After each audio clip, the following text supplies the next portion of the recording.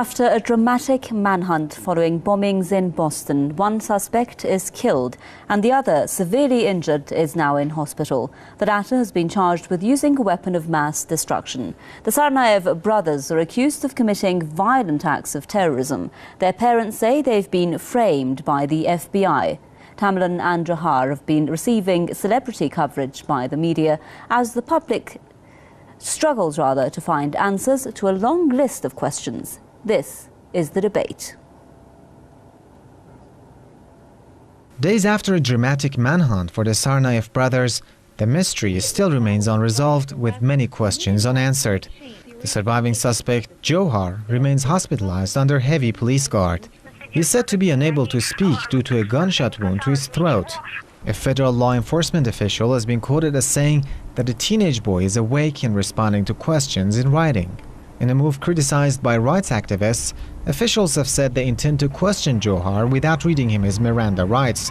The standard statement informing suspects they have a right to a lawyer and to remain silent. He was detained on Friday but was badly wounded. Police say his older brother, Tamerlan, was killed in a shootout earlier in the day during a massive manhunt.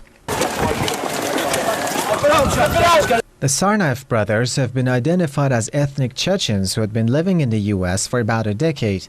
The FBI had interviewed the older brother, Tamerlan, in 2011 after a request from Russia, but closed the case after finding no cause for concern. The boy's parents say the children could not have planned such an attack as they were regularly being monitored by the FBI. Their father accuses the FBI of orchestrating the attacks.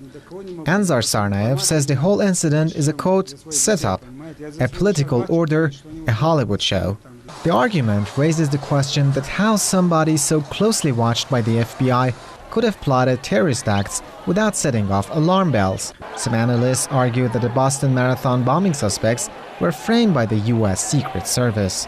This is a classic false flag, a classic self-inflicted wound, staged event. And we know that there was a drill at the Boston Marathon and at the end of the Boston Marathon, and there were Defense Department personnel and contractors swarming around with black backpacks, so that in case the police basically saw something suspicious, the bomb wouldn't be stopped.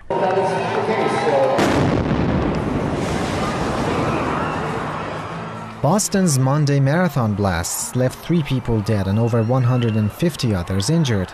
Soon after the explosions, conflicting accounts were given by intelligence officials about the incident. They announced that the suspects planted pressure cooker explosives at the marathon finish line. Then it was announced that the bombs went off inside a nearby shop. The FBI then released surveillance camera images of 2 young men and accused the pair of carrying out the bombings without offering any clear evidence against them. With all the media coverage given to Boston's bomb blasts, there still remains plenty of dark sides and tons of questions about the facts behind the incident. Some analysts say the U.S. government uses such opportunities to create fear among its own people in order to prepare them to accept another war. This is why they needed to create something to rile up white nationalism in the country, because you know they want to send 20,000 troops to Syria. So you've got to get people to hate Muslims, to hate the other, to hate blacks again. So as broke as this country is, at least the poor people, they'll accept another war. You're watching The Debate. I'd like to introduce our guests. In Florida, Mr. Scott Rickett, he's a former American intelligence linguist, and in the UK, London, former US diplomat, Mr. George Lambrakis. Thank you very much, gentlemen, for being on The Debate. My first question from Mr. Lambrakis in London. Now, there is, of course, a lot to be said on this case, Mr. Lambrakis. There are a lot of questions. One is why Tamerlan, according to the first suspect who was dead, of course, according to his mother, was under surveillance, for instance, for at least 3 years. And if we accept he was under surveillance, why couldn't authorities stop the bombings from happening? Well, to begin with, I don't think we can take the mother's opinion better than that of the FBI. I would guess that the FBI would be happy to believe that they were actually following him.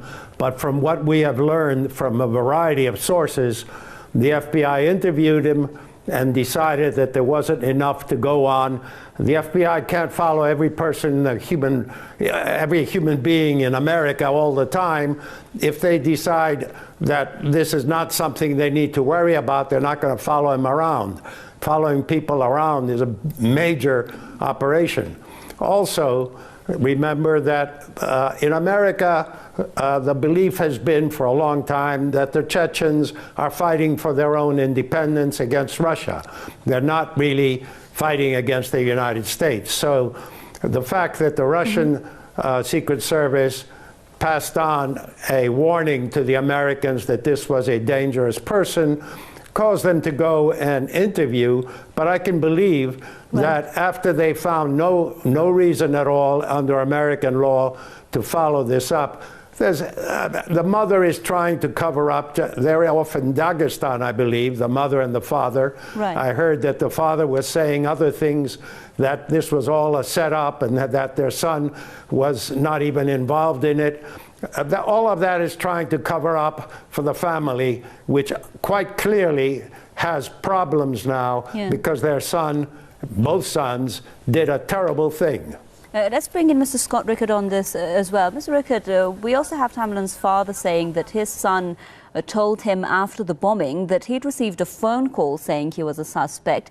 And again, the issue that I guess there in London was saying, the FBI having confirmed that its officers did interview Tamerlan in 2011 at the request of a foreign government, which now could be Russia. But does this show that the brothers could have been set up as their parents are suggesting? Well, whether or not they were set up is in question. I mean, the fact is that unfortunately, Mr. Lambrakis is right. You cannot follow everyone that's suspected on a full-time basis. Now, there's also been conflicting reports that the Russians also warned in November as early as 2012. And at the same time, you have to look at the history of Chechnya and Dagestan. These areas have been in turmoil for centuries, and they've been extremely, extremely anti-Western because of a lot of the participation with the Americans and the Turks. They are not friendly with any of their neighbors. Most of their neighbors have just torn through that area for centuries. Yeah. And the fact is that the Russians, this is a very predominantly Islamic, mostly Sunni, Wahhabists, and Salafists. So the Russians have been extremely brutal to these people.